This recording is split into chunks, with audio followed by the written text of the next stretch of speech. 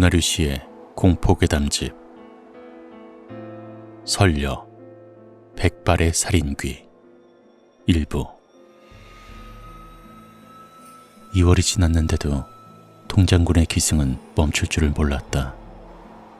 따뜻한 남쪽 지방이라 이사를 왔건만 창틀 위의 고드름은 날카롭게 돋아있다. 이렇게 추운 겨울이면 항상 옛 생각에 사로잡히곤 한다. 벌써 40년이 훌쩍 넘은 이야기. 매번 겨울이 되면 어릴 적 추억 속에 숨어있는 무서움 때문에 온몸이 떨려온다. 특히 눈이라도 내릴 때면 숨을 쉴 수 없을 만큼 가슴에 통증이 심해진다. 눈. 누군가에게는 희망의 상징이며 설레임의 시작이겠지만 희경에게는 그렇지 않았다. 어릴 적에 백발의 살인귀라고 불리는 설려를 봤어. 하얀 눈 속에 모습을 감추었다가 아이 하나가 지나가면 슬며시 모습을 드러내 아이 옆에서 함께 걷지. 누군가가 자신의 옆에 있다는 걸 느낀 아이가 옆을 돌아보면 설려가 빙긋이 웃으며 아이의 머리를 쓰다듬지. 그러나 이내 무서운 표정을 지으며 날카로운 손톱과 이빨을 사납게 세워 아이를. 1970년대 초 소독말에도 어김없이 겨울이 찾아왔다. 날씨가 한동안 꾸물거리더니 이내 하늘에서 눈이 내렸다. 처음에는 천천히 내리던 눈송이가 이내 한방눈이 되어 빠르게 내렸다. 논밭 할 것 없이 마당이며 지붕이며 순식간에 눈이 쌓였다. 다른 지역의 아이들이라면 신이 나서 눈싸움도 하고 썰매도 타고 할 텐데 최근 마을에 흉흉한 사건이 생기며 모두들 집 밖으로 나오지 못했다. 니들도 알고 있지? 방앗간 창식이 말이여. 나쁜 놈의 들짐승 새끼들. 어떻게 애를 그렇게 만든대? 이참에 마을 곳곳에 덫을 놔야 하나? 엽총을 구해야 하나? 희경이네 아버지는 새남매에게 외출을 자제하라고 당부했다. 이렇게 극성인 이유는 방앗간집 막내 아들 창식이가 사방이 눈으로 뒤덮인 날 싸늘한 주검이 돼서 나타났기 때문이었다. 아침 대바람부터 땔감을 주우러 나간 영태는 여우들이 논 한복판에 물이 지어 있는 것을 발견했다. 먹을 것 하나 없이 눈만 쌓인 논에 들짐승이 모여 있는 것이 희한하기도 하고 심심하기도 해서 짱돌을 던져보았다. 들짐승들은 날아오는 돌에 놀라 요란한 울음소리를 내며 도망갔다. 그것이 재미있어 한참을 깔깔대며 웃고 있는데 여우가 도망친 자리에서 사람 크기의 무언가가 쓰러져 있었다. 처음에는 허수아비겠거니 하고 대수롭지 않게 여기며 다가갔다. 그러나 가까이 다가갈수록 붉은색이 선명하게 보였다. 이윽고 그곳에 당도했을 때 경악할 수밖에 없었다. 장식아! 장식! 큰일 났슈! 큰일이에요! 아저씨! 빨리 여기 좀 와봐요! 창식이었다. 들짐승에게 뜯어먹혔는지 뱃속의 내용물들이 사정없이 쏟아져 나왔고 칼바람이 부는 추위 속에서 죽어갔던 터라 동사에 걸린 듯 온몸이 새파랬다. 경찰이며 의사며 할 것 없이 들짐승으로 인한 사고사라고 했다. 소식을 들은 방앗간집 사람들은 통곡을 했다. 딸만 셋이었다가 어렵게 얻은 막내 아들이었는데 사고를 당한 것이다. 그런데 마을에서 자팍다식하기로 유명한 상군의 아버지가 창식이의 시신을 빤히 바라보며 이상한 듯 고개를 갸우뚱댔다. 강순경, 근데 말이야, 나가 어릴 적에 마을에서 늑대한테 물려 죽은 친구가 하나 있었는데 이러고 배가 깨끗하게 열리지 않았어. 이 들짐승은 말이야, 사정없이 물어뜯기 때문에 물린 부위가 아주 엉망이 되는겨. 그리고 창식이 배는 말이야, 자세히 보면 날카로운 걸로 찌른 자국이 있잖여. 칼이나 뾰족한 걸로 찌른 다음 배를 연 것 같단 말이지. 하지만 정확한 증거가 없는 이상 상군의 아버지의 말을 신뢰할 수는 없었다. 경찰 조사 결과 사인은 짐승에게 봉변을 당한 사고사. 확고했다. 창식이는 종대네 집에서 놀다가 잠이 든 뒤 이른 아침에 일어나 자신의 집으로 가는 길에 변을 당한 것이었다. 종대네 집에서 자고 가는 일이 빈번했기에 그러려니 했건만 다시는 돌아오지 못한다는 사실에 가족들은 억장이 무너졌다. 며칠 뒤 그렇게 마무리되던 창식이 사건에 목격자가 나타났다. 아침에 소변이 마려워 뒷간에 물을 주러 가던 같은 반 영규가 개천 건너로 창식이가 지나가는 것을 보았다고 했다. 아니, 정확하게는 창식이가 영규를 먼저 발견해서 불렀다고 했다. 눈이 나쁜 영규는 목소리를 알아듣고 창식이에게 손을 흔들었다. 창식이와 인사를 하고 소변을 누며 친구가 가는 것을 지켜보았다. 그런데 소복을 입은 여자가 창식이의 뒤를 따라 걷고 있었다. 시력이 안 좋아 형태만 짐작할 뿐이었지만 머리부터 발끝까지 온통 하얀 여자라고 했다. 처음에는 눈이 많이 온 뒤라 사람이란 것을 몰랐다. 그러다 창식이가 나무가 많은 구역을 지나칠 때 뒤에 여자가 쫓아가고 있는 게 보였던 것이다. 그 말을 들은 몇몇 마을 사람들은 사색이 되어갔다. 종대 엄마는 벌벌 떨며 주저앉았고 희경이네 할머니는 겁에 질려 있었다.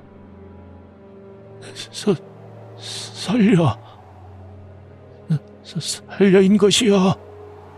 어린아이들을 홀려서 간을 빼먹는다는 설려 말이여.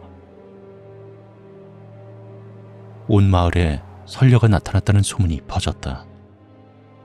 경찰은 목격자가 말한 것이 정확히 무엇인지 알 수 없었지만 진술이 허술하다는 점에서 신뢰하지 않았다.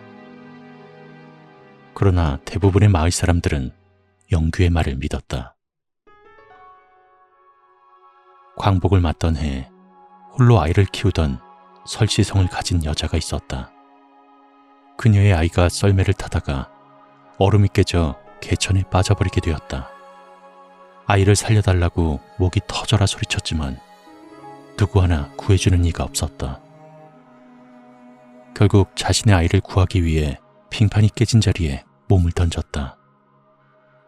수영을 할 줄도 몰랐지만 오지도 않는 사람을 기다리며 아이를 방치할 수는 없었다. 하지만 깊이를 가늠할 수 없는 엄동설안의 물속에서 그녀는 나오지 않았다. 마을에서는 난리가 났지만 당장 물속을 뒤져볼 수도 없는 노릇이었다. 결국 봄이 올 때까지 기다렸고 얼음이 녹자 모자의 시체를 찾기 위한 수색이 시작되었다. 결국 아이의 시체는 물에 떠올랐지만 설씨의 시체는 나오지 않았다. 긴 막대기로 물속을 휘익 저어보기도 했고 사람을 불러서 물속을 살펴보기도 했다. 소용없는 일이었다. 결국 그녀의 시체를 찾지 못하자 지푸라기라도 잡는 심경으로 무당을 불렀다. 천지신명이시여, 이 불쌍한 여인네를 찾습니다. 아이의 혼령이 어미를 애타게 기다리고 있습니다. 나무 아미타불 관세음보살. 무당은 방울을 세차게 흔들다가 뭔가가 느껴졌는지 몸을 부르르 떨었다. 다른 영혼과 접신을 하려는 듯 괴이한 표정으로 얼굴을 일그러뜨리다가 이성을 잃은 듯 눈을 뒤집었다. 잠시 후 가늘고 높은 음성으로 말하기 시작했다. 그날 말이야. 그렇게 도와달라고 애원을 했는데 왜 안 도와준 거야? 불쌍한 내 새끼. 엄동설한 차가운 물속에서 얼마나 춥고 무서웠을까.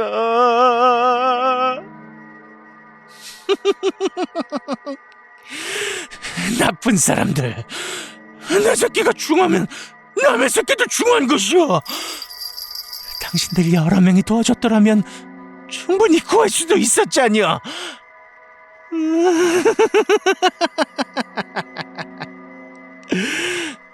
참말로 그러는 거 아니여, 이 사람들아. 내 언젠가는 복수할 것이여. 오늘같이 눈 오는 날을 조심이여. 눈 오는 날을. 겨울마다 나타나서 내 복수할 것이니까.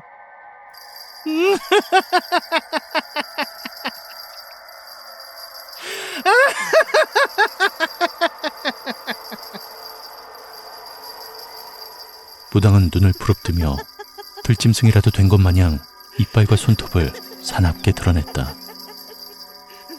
그리고 주위에 있던 사람들을 위협하기 시작했다. 마을 사람들은 설씨의 원혼이 무당에게 씌었다고 생각하며 혼비백산 도망가기에 바빴다.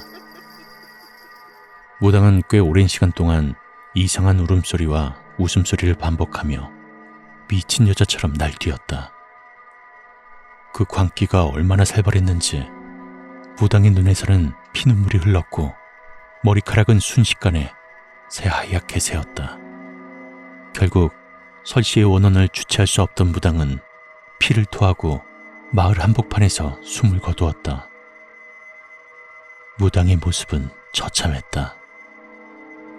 새하얀 머리와 얼굴, 소복은 피와 눈물 범벅이었고 손톱은 모두 부서져 간을 빼먹은 구미호처럼 새빨갛게 물들어 있었다.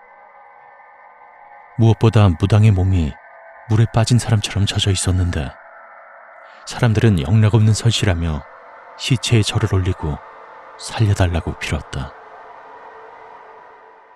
이후 매년 제사를 지냈지만 눈이 오는 겨울이 되면 멀쩡한 아이들이 객사하는 사고가 이어졌다. 아이들의 복부에는 하나같이 날카로운 것이 뜯긴 자국이 있었는데 무당이 죽기 전에 남긴 행동과 일치해서 그런지 설씨의 짓이 틀림없다고 믿었다. 그렇게 시간이 흘러 그녀의 성씨인 설자와 눈 내리는 날에 나타난다는 뜻의 눈설자가 합쳐져 설씨는 설녀라고 불렸다. 그러니까 말이여, 장식이도 설녀가 죽인 것이여. 네 아버지도 니들처럼 쬐끔할 때 눈이 오는 겨울이 되면 설녀 때문에 잠을 설쳤어야.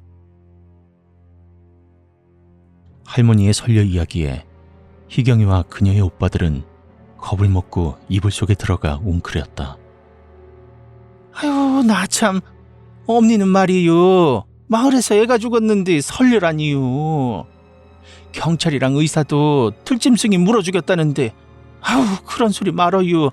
설녀는 무슨 설녀예요. 요즘 세상에 들짐승 놈의 새끼들을 아주 씨를 말려야 해요. 아무튼 너희들도 눈 오는 날 돌아다니지 말고 집에서 공부나 해요.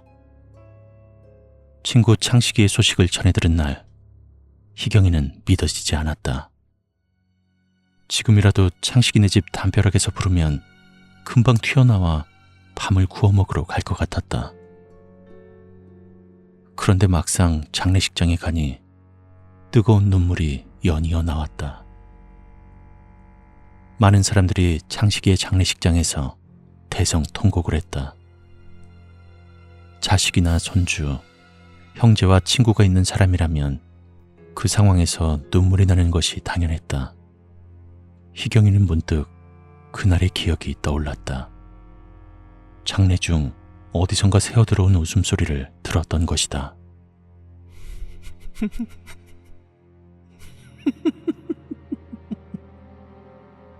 짧았지만 소름이 돋아 잠깐 울음을 멈추었다. 진짜 할머니 말대로 설녀가 창식이를 해친 걸까? 창식이가 보고 싶은 마음에 희경이는 천장을 보며 이런저런 생각에 잠겼다. 그러고 보면 창식이는 다른 아이들과는 다르게 공부도 잘했고 운동도 잘했다.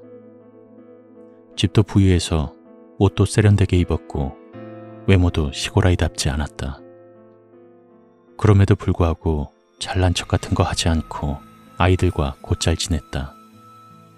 나이답지 않게 어른스러워 또래들끼리 놀 때에는 대장 역할을 곧잘 했다. 짠! 니들 이거 하나씩 받아. 자그 공주에서 말이여, 우리 또래 애 하나가 실종됐대. 근데 말이여, 내 생각에는 실종이 아니라 유괴라고 봐. 걔가 사라지기 전날 외지인 2명이 마을에 들었다고 하더라고. 이 마을 지리를 손바닥 보듯 하는 애가 갑자기 사라진다고? 그 2놈이 납치해 간 것이 틀림없다고 생각해요. 그래서 내가 준비해왔지. 호루라기. 삼촌 보고 갖고 싶다니까 한 통을 사주더라. 하나씩 줄 테니까 니들도 위험한 일이 생기면 냅다 불어서 위험하다는 것을 알려야 해. 종대야, 밤에 불면 뱀 나오자니요. 불과 며칠 전 생각에 희경은 웃음을 지었다. 창식이가 준 호루라기를 목 밑에서 꺼내어 만지작거렸다. 호루라기? 희경이는 생각했다. 창식이가 들짐승을 만났다면 호루라기를 풀 수 있었을까? 문득 상군의 아버지와 희경이네 아버지가 마당에서 막걸리를 마시며 하던 이야기가 생각났다. 정말 귀신이 고칼로리시오. 어떻게 짐승놈의 새끼들이 배만 물은겨? 보통 들짐승이 몰이를 하면 팔도 물고 다리도 물고 우선은 목을 물어서 움직이지 못하게 할 거 아니오. 희경이네 아버지는 상군의 아버지가 못마땅한 듯 고개를 설레설레 흔들었다.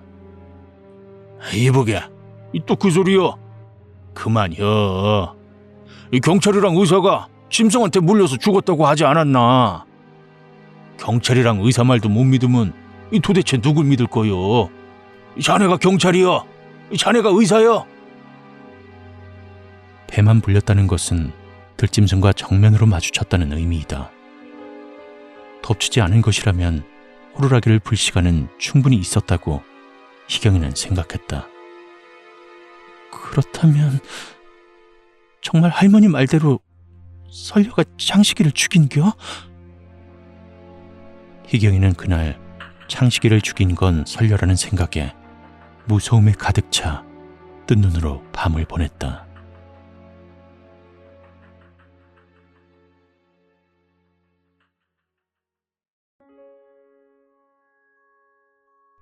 창식이를 언 땅에 묻은 날부터 마을은 쥐죽은 듯 조용했다. 이장은 마을 사람들에게 당부했다. 경찰한테 연락이 와 있슈. 날이 추워서 먹을 것이 떨어진 들짐승들이 아주 기승인 거 알죠? 그러니까 말이요. 애고 어른이고 혼자서 돌아다니지 말아요. 에? 웬만하면 날도 춥고 눈도 오고 위험한데 말이요. 이 방 안에 있으면 좋잖여? 잘 들었으면 다들 어여 집에 가서 문단속 잘 하시고. 이런 상황에서도 마을 사람들은 들짐승 탓이다, 설녀 때문이다 소란스러웠지만 둘 다 위험천만한 것은 매한가지라 모두들 문단속을 철저히 했다. 가끔 저 멀리서 들짐승의 울음소리라도 들리면 어른들은 손에 낫을 들었고 아이들은 이불 속으로 몸을 숨겼다. 이런 육실을. 영규야, 어여 이불 속으로 들어가. 이 들짐승 새끼들이 어지간히 울어대는구만. 아들과 단둘이 사는 영규 아버지도 예민해졌다. 안 그래도 친구를 잃어 상심이 큰 어린 아들에게 창식이 어머니와 마을 사람들이 쉴 새 없이 따지고 들었던 터라 마음이 싱숭생숭했는데 들짐승의 울음소리까지 집 가까이에서 들리자 불안감이 커졌다. 영규 아버지는 창호지 문을 살짝 열어 머리만 빠끔 내밀었다. 대문 앞에서 들짐승의 무리로 추정되는 발소리가 들렸다. 순간 동공이 커지고 손에서 땀이 났지만 여차하면 뛰어나가 그것들을 낫으로 벨 심정으로 대문 쪽을 응시했다. 짐승이 발로 대문을 긁는 소리가 타닥타닥하고 나다가 이윽고 여우의 울음소리가 울렸다. 영규 아버지는 그것이 동료들을 부르는 신호처럼 들려 흥분을 참을 수가 없었다. 야, 이 못된 놈의 여우 새끼들아! 한 손에는 낫을, 다른 한 손엔 아궁이 속 커다란 장작 하나를 빼어들고 대문을 향해 달려나갔다. 일단 철문을 한번 박차고 소리를 버럭 질렀다. 그리고 아래쪽 문틈으로 낫을 사정없이 휘두르며 시뻘겋게 타오르는 장작을 넣어 겁을 주었다. 여우들은 그제야 겁을 먹고 깨갱 소리를 내며 어디론가 도망갔다. 소란스러운 소리가 이웃에게까지 들렸는지 무슨 일이냐고 외치는 소리가 들려왔다. 예, 아무것도 아니여. 여우 새끼들이 대문 앞에서 설쳐대서 겁 좀 주고 내쫓은 것이여. 영규 아버지의 목소리가 조용하던 마을에 울려 퍼졌다. 여우를 쫓아냈다는 자신감 때문인지 어깨에 힘을 잔뜩 주며 방 안으로 들어왔다. 영기야, 아버지 봤지? 이 남자답게 여우 새끼들 내쫓는 거 말이여. 영규는 아무런 대꾸도 하지 않았다. 뚱한 표정으로 화로 속에서 타들어가는 환한 숯불만 바라보았다. 왜 그러는겨, 아들? 아직도 장식이 엄니랑 마을 여편네들 때문에 기분이 안 좋은겨? 이제 이놈의 여편네들을 그냥... 창식의 어머니는 경찰의 의견과 달리 영규가 본 여자가 분명히 창식의 죽음과 관련이 있을 것이라 생각했다. 그것이 마을 사람들이 말하는 설령인지 지나가는 행인인지는 알 수 없지만 지푸라기라도 잡는 심정으로 영규에게 좀 더 자세히 기억해보라고 재촉했다. 아들을 잃은 마음을 이해하지 못하는 것은 아니지만 아들이 힘들어하자 영규 아버지는 안쓰러웠다. 그러니까 영규야, 아줌마가 미안한데 그날 장식이랑 만났을 때 말이여, 장식이 뒤에 어떤 여자도 걸어왔다고 했잖여. 그 여자 정말 누구인지 모르는겨? 잘 좀 생각해봐. 아줌마가 이렇게 부탁할게. 영규는 한동안 고개를 푹 숙이고 있다가 눈물을 떨어뜨리며 말했다. 아줌님, 정말 그 여자가 장식이 뒤로 걸어가는 것만 봤어요. 그게 누군지 참말로 모르겠어요. 이럴 줄 알았으면 장식이랑 만난 날 장식이를 우리 집으로 부를 걸 그랬어요.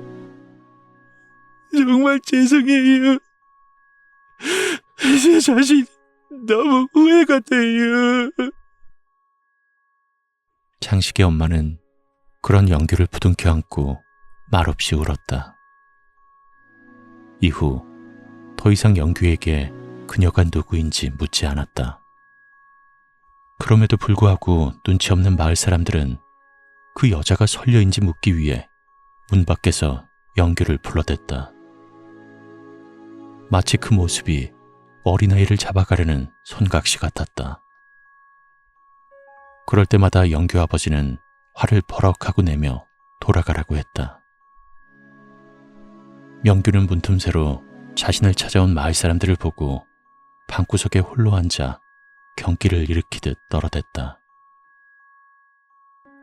아유, 진짜 이상한 것 아니여? 이 추운 겨울에 이런 촌에 외부 사람이 미쳤다고. 그것도 아침 대바람부터 여자 혼자 그 길을 왜 걸어가? 그 길로 가면 방앗간 창식이네 집 밖에 더 나오남. 필시 이것은 설녀의 저주라니깐. 내가 어릴 적에 무당이 굿하다 죽은 걸 똑똑히 봤자녀. 총대네도 설녀의 저주라고 생각하지? 엄마마마마, 저기 영균의 아버지가 빗자루 들고 나온다. 어서 가자. 영규 아버지는 괜히 본 곳을 경찰에게 이야기하라고 해서 아들을 힘들게 한 것이 아닌지 후회스러웠다. 그러고 보면 그날 영규가 참 이상했다. 뒷간에 나갔다 들어와서 종일 홀린 사람처럼 고개를 갸우뚱댔다. 그러다 창식이가 죽었다는 소식을 듣고 새파랗게 질려서는 머리부터 발끝까지 온몸이 하얗던 여자가 창식이 뒤에서 걸어가고 있었다고 했다. 영규 아버지는 영규가 유일한 목격자라고 생각되어 경찰에 데려간 것이었다. 그러나 오히려 분란만 일으킨 게 되었다. 다음 날 아침 문 밖에서 누군가가 영규를 불렀다. 영규 아버지가 깜짝 놀라서 밖에 나가보니 영규의 친구들이었다. 골목대장처럼 희경이가 앞장서서 영규의 이름을 부르고 있었다. 영규 아버지는 마을 사람들에게 대하던 것과는 달리 아이들을 따뜻하게 맞이했다.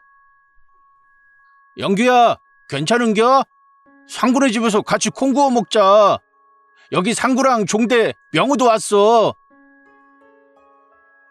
방에 있던 영규도 친구들이 반가웠는지 방문을 열고 고개를 내밀었다. 반가움에 한 걸음에 달려나왔지만 놀고 싶은 기분은 아니었다. 다음에 꼭 같이 놀자. 지금은 쉬고 싶어. 아쉬운 마음을 뒤로하고 희경이와 친구들은 발걸음을 돌렸다. 우리 아버지가 그러는데 마을 사람들이 하도 영규한테 이것저것 물어대서 애가 몸살이 난 거래. 요즘 세상에 말이요, 설녀가 어디 있다고 애를 못 잡아먹어서 안달이냐? 아니, 경찰도 들짐승이 창식이를 그렇게 만든 거라고 몇 번이나 말했는데 영택이 형이 제일 먼저 발견했잖여. 이것만큼 명백한 증거가 어디 있는겨? 설녀라고 믿는 사람들이 어리석은 거라고 콧방귀를 끼며 명우가 말했다. 하지만 희경이는 왠지 자신을 비롯한 할머니를 비웃는 것 같아서 명우의 주장에 반박했다. 아니요. 어쩌면 진짜 어른들 말대로 설녀가 그랬을 수도 있어. 니네들 창식이가 죽기 전에 우리한테 준 호루라기 기억 안 나는겨?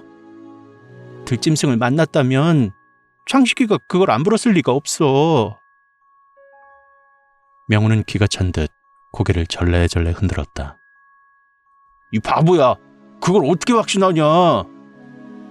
희경이는 지난밤에 자신이 혼자 생각했던 것을 주절주절 늘어놓았다. 멍청아, 들짐승이 뒤에서 덮쳤으면 이빨 자국이라든지 상처가 뒤에도 있어야 할 것 아니여. 배 말고는 아무런 상처도 없잖여.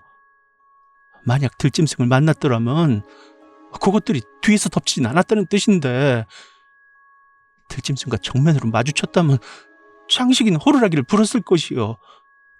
그러고 창식이를 모르냐? 몇 날 며칠 호루라기 타령만 하던 애잖여. 명우는 거들먹거리며 그건 모르는 일이라고 잡아댔다. 창식이가 호루라기를 못 불 수도 있는 것이었고 불었더라도 마을 사람들이 못 들었을 가능성이 충분히 있었기 때문이었다. 무엇보다 눈이 심하게 내린 날이라면 소리가 멀리 퍼지지 못했을 것이기에 명우의 말도 충분히 일리가 있었다. 둘이 여기서 이러고 싸우지 말고 창식이가 발견된 장소에서 호루라기를 불어보면 될 거 아니오. 종대는 창식이가 걸었던 건너편 길을 가리켰다.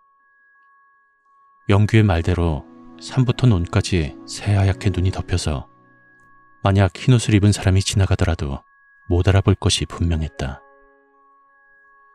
밤나무가 심어진 평지를 지나 우측으로 꺾자 넓게 펼쳐진 논이 나왔다. 상구가 50m 정도 떨어진 곳을 가리켰다. 아이들은 갑자기 너나 할 것 없이 침묵했다. 좀 전까지 티격태격 싸우던 아이들의 얼굴이 어두운 표정으로 굳어버렸다. 이 부근이요. 창식이가 있던 곳이. 눈이 가득 쌓인 넓은 논 중앙엔 아무것도 없었다. 사방이 하얗게 물든 세상은 아름다울 줄 알았는데 위압감이 덜컥 들었다.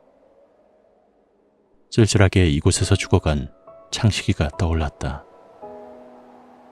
희경이가 눈물을 흘리자 종대, 명호, 상구도 전염이 된 것처럼 울어댔다. 이렇게 차가운 곳에서 얼마나 무섭고 아팠을까. 장식이 이 자식아, 그날 아침에 왜 이렇게 빨리 간겨? 우리 집에서 아침 먹고 나랑 천천히 놀다 집에 가도 됐지 않냐?